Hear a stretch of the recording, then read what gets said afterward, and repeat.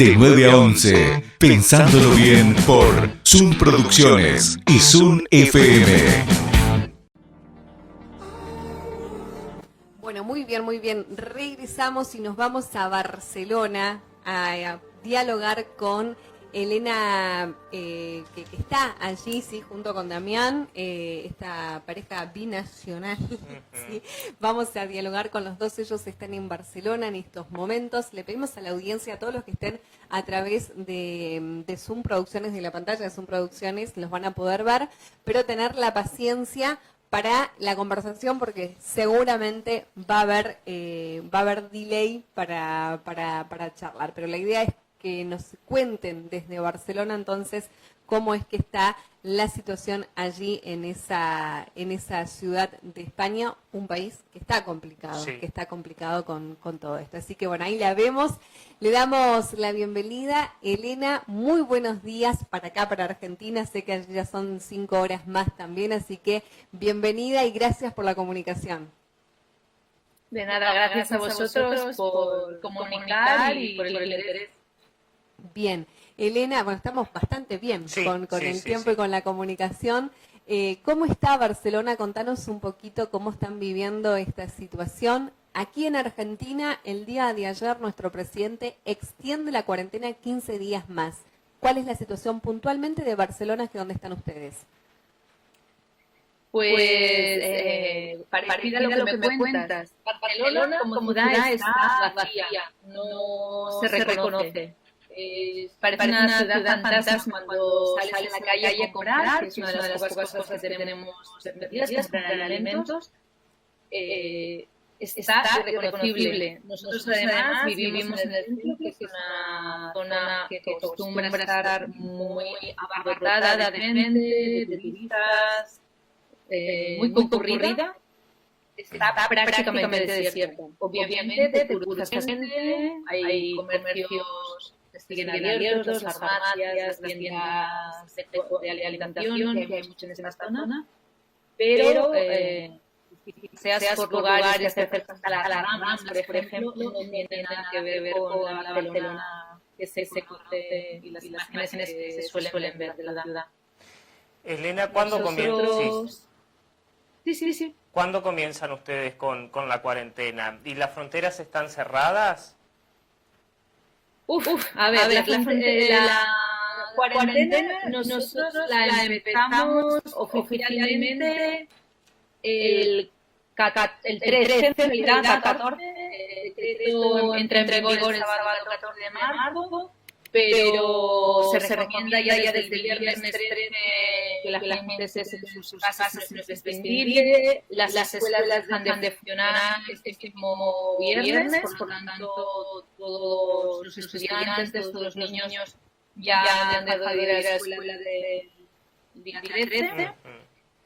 Y inicialmente eran 15 días, vuelvo a alargar 15 días más, y creo que las noticias de ayer son que hasta el 9 de abril seguimos en confinamiento. Y de hecho, la verdad, pero no es para Barcelona, sino para toda España, porque estamos en estado de alarma, por lo tanto, con las decisiones que toman a nivel centralizado, desde el gobierno central en Madrid, y justo se anunciaron unas medidas que entraban hoy en vigor, en que se pone más estricto quién puede salir y quién no puede salir.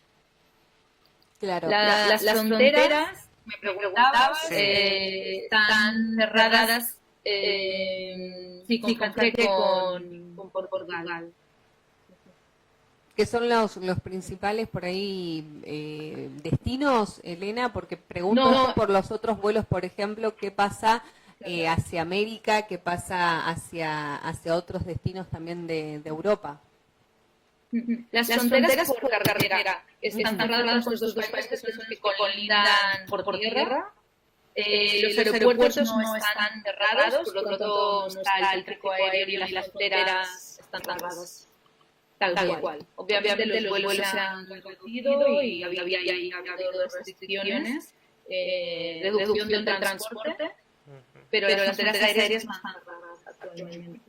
Ha habido obviamente muchos vuelos cancelados, ha habido reducción del transporte de manera drástica. Claro.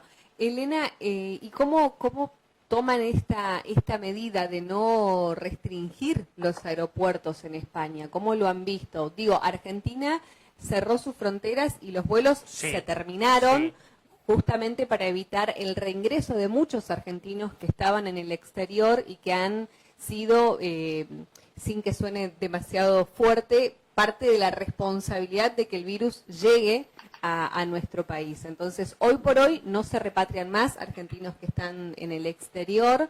Hay algunos esperando y varados, esperando que se vuelva a retomar con Aerolíneas Argentinas los vuelos para ir a buscarlos, pero no sé cómo lo vive España esta decisión.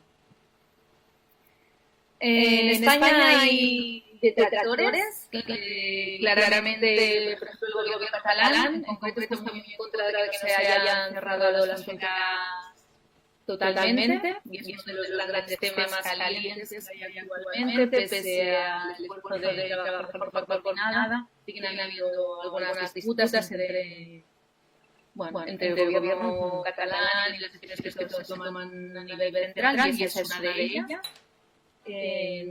España, pese a que esté costando, tiene como prioridad poder repatriar a casa a la gente afuera. España llega en el último día a los 812 muertos. No supera la cantidad de muertos todavía China, pero sí la cantidad de contagios. España ya tiene más contagiados que lo que tuvo China. Y ahí tal vez esté uno de los puntos y de las críticas o de la situación a analizar de las fronteras. La verdad es que yo no soy experta en el tema, así que no podría decir exactamente si es el tema de las fronteras, si es lo tarde que se empezó a hacer el confinamiento. También actualmente esta nueva restricción de que los trabajos esenciales son los que deben continuar, cuando llevamos 15 días en que estos trabajos esenciales han seguido haciendo, por ejemplo, PCR, ¿no? En lugar de haber empezado 15 días directamente con esta restricción. Sinceramente no soy experta como para decirte cuál es el motivo, pero claramente desde las críticas se apunta más precisamente que las restricciones no son lo más en todos los ámbitos, tanto las fronteras como el tema de los trabajos cotidianos. ¿Cómo funciona esta cuarentena y esta restricción en los domicilios? ¿Hay horarios? ¿Están las fuerzas en la calle? No tenemos horarios, puesto que deberíamos estar en casa todo el día, y las únicas excepciones que nos permiten salir son ir a tirar la basura, ir a comprar comida, productos básicos, farmacia, productos farmacéuticos. Puedes salir si tienes que ir al médico o al hospital. Y a pasear el perro. Serían como los cuatro momentos en que tú puedes salir de tu casa. Siempre se recomienda que, si no es posible, que no lo hagas. Claro, sí, la verdad que, bueno, es muy parecido. Sí. Claro, pero por otro lado, hasta hoy entra en vigor el tema de los trabajadores esenciales. Había mucha gente que se desplazaba a su lugar de trabajo, y por lo tanto se supone que a partir de hoy habrá mucha más gente que no va a desplazarse a su lugar de trabajo. ¿Y el cumplimiento, Elena, de la sociedad en general?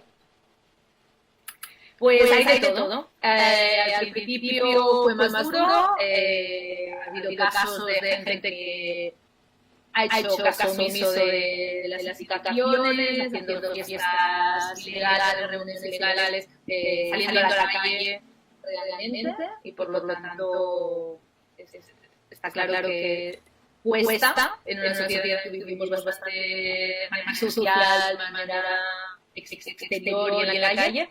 Ha costado, pero se podría generalizar que hay mucha gente que la mayoría está concienciada.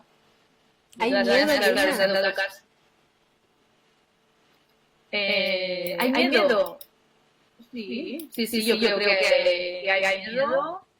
y hay parte de ese sentido de responsabilidad y en principio creo que la mayoría de la población por estos motivos está en casa, unos más cocidos, otros más asustados.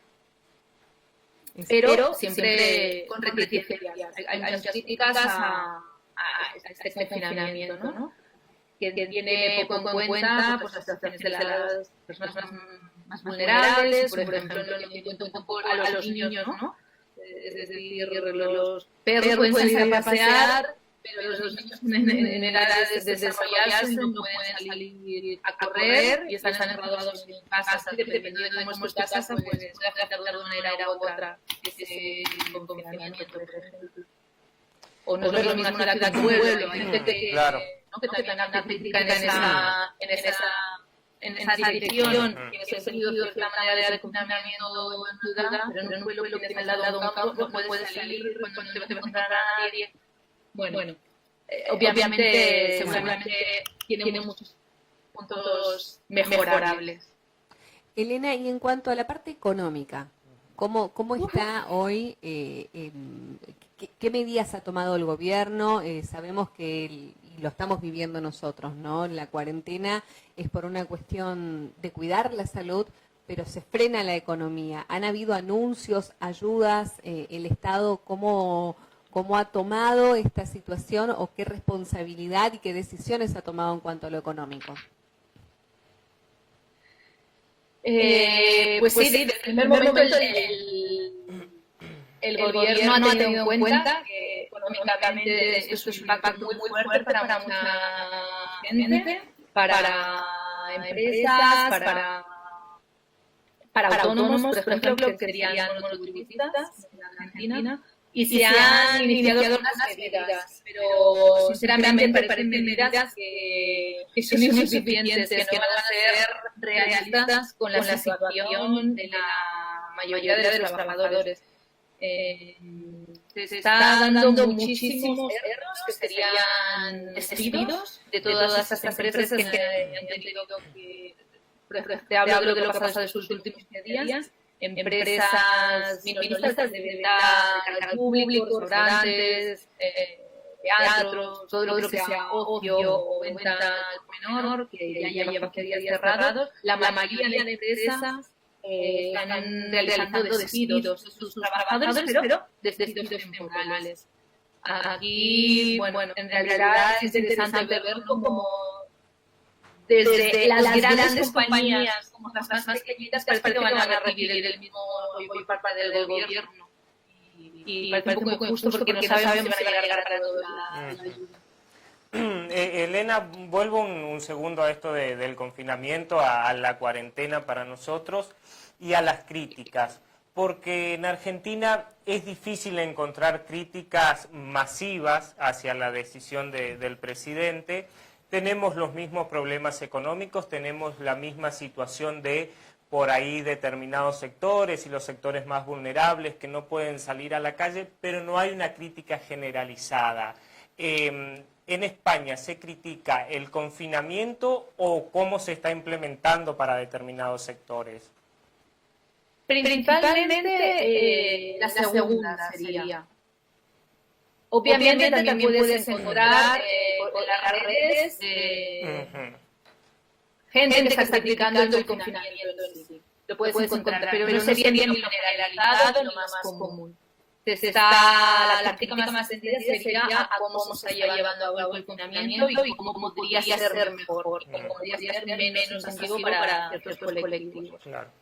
Te voy a poner un ejemplo. Hay una gran población de personas sin techo, personas que duermen en la calle. Solo ahora se está empezando a habilitar un espacio improvisado, muy básico, en el que se espera que haya unas 200 camas. Leí el artículo de una educadora social, yo no soy, no he estado allí, ¿no? Que veía las condiciones y te preguntaban, ¿no? Esto es muy precario, es un parche para intentar solucionar algo. Solo son esas camas, que es un 10% de la gente que necesitaría acceder a un espacio así. Y por contra tenemos todos los hoteles de Barcelona cerrados y vacíos. ¿No? ¿Qué está pasando? Claro, se entiende. ¿Cómo puede ser esta dicotomía? Elena, ¿y dónde se hacen los aislamientos para las personas que están con la enfermedad? ¿Tienen un lugar específico para tenerlos aquellos que están evolucionando de manera correcta? Porque, por ejemplo, en Argentina, en los casos que no deben ser hospitalizados, porque no a todos Claro. se les agrava, por ejemplo, han puesto a disposición hoteles, hay residencias donde se los aísla preventivamente de la sociedad para que el contagio se frene. No, en principio, ahora mismo lo que se está haciendo aquí es que si tienes los síntomas, pero no necesitas hospitalización, tienes que hacer la cuarentena en tu casa. En una habitación de tu casa, si la tienes, para evitar el contagio con el resto de la familia. Entonces tienes que hacer esa cuarentena en tu casa. Solo se habla de algunos hoteles cerca de hospitales que están habilitando, pero son más para por ejemplo, los sanitarios que han llegado de otros lugares, que no pueden llegar a su que no tienen las posibilidades de llegar a su casa. Entonces hay hoteles para los sanitarios, sobre todo, cerca de los hospitales. Bien, Elena, quiero preguntarte si tenés al argentino cerca y si quiere hablar, porque también me gustaría conocer esa mirada a él de los comportamientos, sobre todo, pero no sé si quiere salir. Se está haciendo de rogar, me parece. Bueno, no, lo que quería simplemente por ahí, porque Damián, al ser argentino, ver esta diferenciación de cómo lo vive él allá, ¿sí? Y también preguntarles qué noticias tienen ustedes de lo que pasa en la Argentina. Pues, bueno, noticias no realmente hay que traer a las redes y buscarlas, porque sí que lo que sabemos es que, bueno, yo dentro sigo algo, tampoco soy un seguidor de estos acontecimientos, de verdad. De hecho, yo creo que uno de los, como latinoamericano, de los reticentes a este confinamiento, poco a poco fui haciendo un poco el ejercicio de conciencia, ¿no? Claro, y te quería preguntar esto, ¿no? ¿Cómo es por ahí, cómo lo vivís o cómo ves que lo viven en España? Porque recién decía Elena esta cuestión un poco tardía. En Argentina lo hicimos muy temprano, digamos, también cuesta, hay un porcentaje de la población que le cuesta cumplir la cuarentena, pero desde tu mirada, ¿no? De argentino, de latinoamericano, ¿cómo ves ese respeto a la cuarentena ahí en España? Bueno, yo creo que son aquí son un poco más conscientes. Tampoco mucho, pero lo son. O han sido muy rápido en intentar respetar, en escuchar a quienes saben que los científicos, médicos, y una campaña muy rápida en trabajar esta idea del confinamiento y que era la mejor posibilidad o la más rápida de tratar de combatir esto. Yo creo y siento que allá puede costar a Latinoamérica, creo que, no sé, naturalmente debe costar mucho, ¿no? Sí que una diferencia que noto que aquí hay la conciencia del digo y allá se da un poco aquellos que siguen un confinamiento, ¿sí? Como un poder de policía excesivo, siento, sobre los ciudadanos, inclusive de un vecino con otro vecino, no lleva una cuarentena, ¿no? Como hay un poder de acusatorio ahí incisivo, que acá eso no sucede tanto. Claro, Esa es una de las Claro. que veo.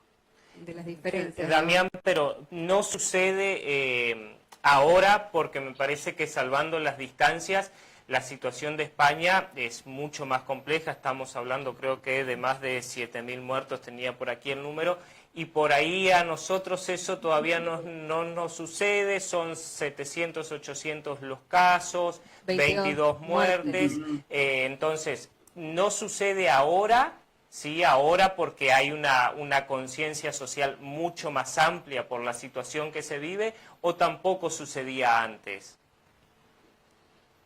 No, yo creo que no se sucedía antes tampoco. Se dio como de manera rápida y natural, o sea, hay que hacerlo y hay que cumplirlo. No sé, suena raro decirlo, pero me da la sensación de que hay un poco más de conciencia. Claro. Naturalmente tienen acción cívica más rápida.